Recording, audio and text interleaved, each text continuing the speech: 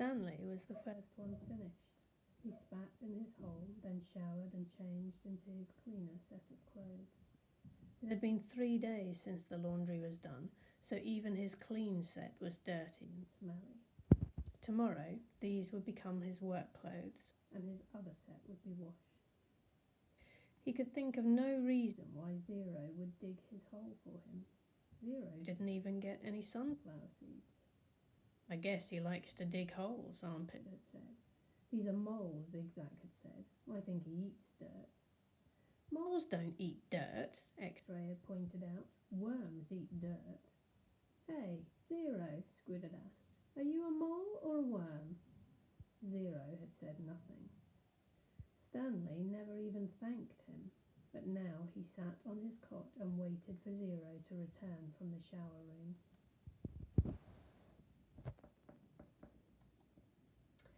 "Thanks," he said, as Zero entered through the tent flap. Zero glanced at him, then went over to the crates where he deposited his dirty clothes and towel. "Why'd you help me?" Stanley asked. Zero turned round. "You didn't steal the sunflower seeds," he said. "So, neither did you," said Stanley. Zero stared at him. His eyes seemed to expand, and it was almost as if Zero was looking right through him. "You didn't steal the sneakers," he said. Stanley said nothing. He watched Zero walk out of the tent. If anybody had X-ray vision, it was Zero. "Wait," he called, then hurried out after him. Zero had stopped just outside the tent, and Stanley almost ran into him. "I'll teach you to read if you want," Stanley offered. "I don't know if I know how to teach, but I'm not that worn out today, since you dug a lot of my hole."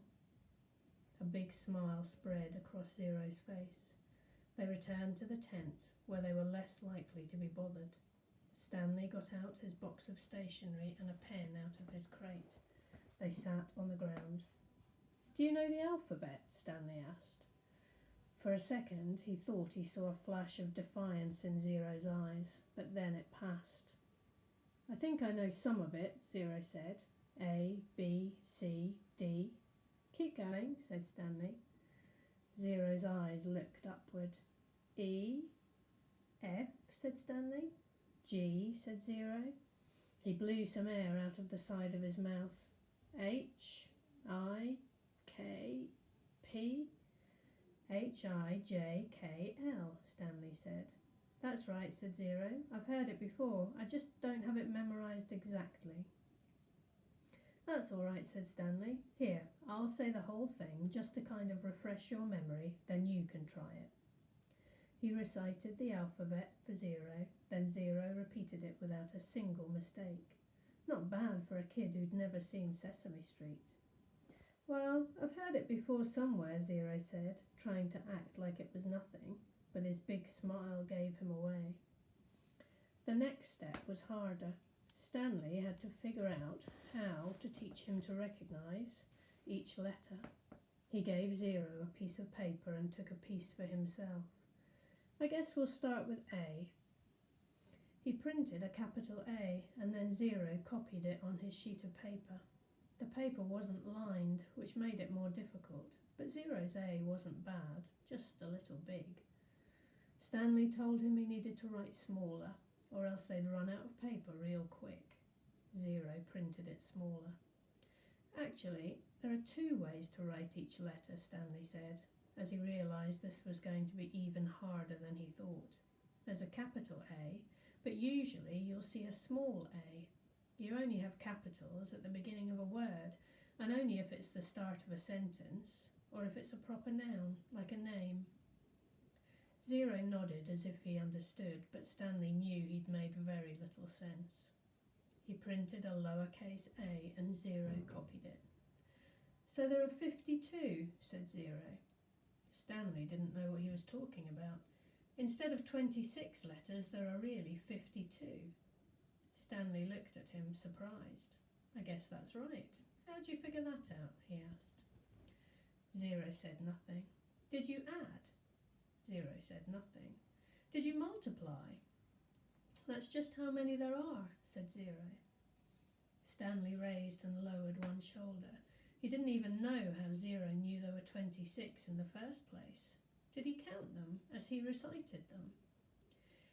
He had Zero write a few more upper and lowercase a's, and then he moved on to a capital B. This was going to take a long time, he realised. You can teach me 10 letters a day, suggested Zero. 5 capitals and 5 smalls. After 5 days I'll know them all, except on the last day I'll have to do 12. 6 capitals and 6 smalls. Again Stanley stared at him, amazed that he was able to figure all that out. Zero must have thought he was staring for a different reason, because he said, I'll dig part of your hole every day. I can dig for about an hour, then you can teach me for an hour, and since I'm a faster digger anyway, our holes will get done about the same time.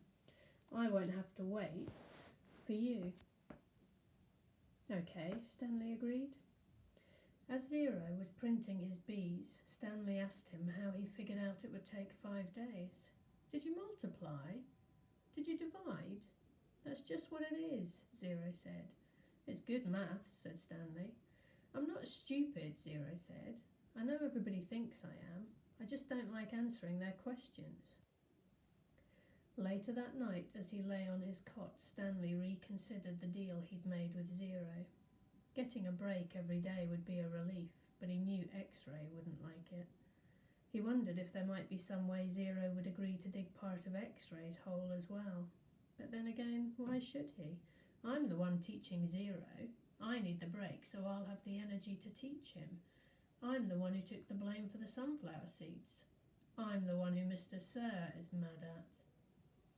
He closed his eyes and images from the warden's cabin floated inside his head. Her red fingernails, Mr. Sir writhing on the floor, her flowered makeup kit. He opened his eyes. He suddenly realised where he'd seen the gold tube before. He'd seen it in his mother's bathroom, and he'd seen it again in the warden's cabin. It was half of a lipstick container. KB. KB. He felt a jolt of astonishment. His mouth silently formed the name Kate Barlow, as he wondered if it really could have belonged to the kissing outlaw. 110 years ago, Green Lake was the largest lake in Texas. It was full of clear, cool water, and it sparkled like a giant emerald in the sun. It was especially beautiful in the spring when the peach trees, which lined the shore, bloomed with pink and rose-coloured blossoms. There was always a town picnic on the 4th of July. They'd play games, dance, sing, and swim in the lake to keep cool. Prizes were awarded for the best peach pie and peach jam. A special prize was given every year to Miss Catherine Barlow for her fabulous spiced peaches. No one else even tried to make spiced peaches because they knew none would be as delicious as hers. Every summer Miss Catherine would pick bushels of peaches and preserve them in jars with cinnamon, cloves, nutmeg and other spices which she kept secret. The jarred peaches would last all winter. They probably would have lasted a lot longer than that, but they were always eaten by the end of winter. It was said that Green Lake was heaven on earth, and that Miss Catherine's spiced peaches were food for the angels. Catherine Barlow was the town's only school teacher. She taught in an old one-room schoolhouse. It was old even then. The roof leaked, the windows wouldn't open, the door hung crooked on its bent hinges. She was a wonderful teacher, full of knowledge and full of life. The children loved her.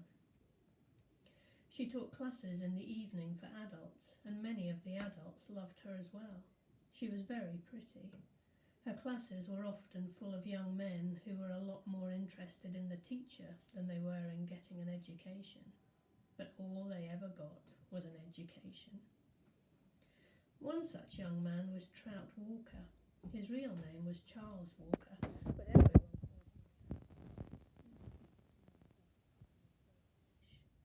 This wasn't entirely Trout's fault. He had an incurable foot fungus. In fact, It was the same foot fungus that 110 years later would afflict the famous ball player Clyde Livingston, but at least Clyde Livingston showered every day. "I take a bath every Sunday morning," Trout would brag, "whether I need to or not." Most everyone in the town of Green Lake expected Miss Catherine to marry Trout Walker. He was the son of the richest man in the county. His family owned most of the peach trees and all the land on the east side of the lake. Trout often showed up at night school, but never paid attention. He talked in class and was disrespectful of the students around him. He was loud and stupid. A lot of the men in town were not educated. That didn't bother Miss Catherine. She knew they'd spent most of their lives working on farms and ranches and hadn't had much schooling. That was why she was there, to teach them. But Trout didn't want to learn. He seemed to be proud of his stupidity. "How'd you like to take a ride on my new boat this Saturday?" he asked her one evening after class. "No, thank you," said Miss Catherine. "We've got a brand new boat," he said. "You don't even have to row it." "Yes, I know," said Miss Catherine. Everyone in town had seen and heard the Walkers' new boat. It made a horrible loud noise and spewed ugly black smoke over the beautiful lake. Trout had always gotten everything he ever wanted. He found it hard to believe that Miss Catherine had turned him down. He pointed his finger at her and said, "No one ever says no to Charles Walker." "I believe I just did," said Catherine Barlow.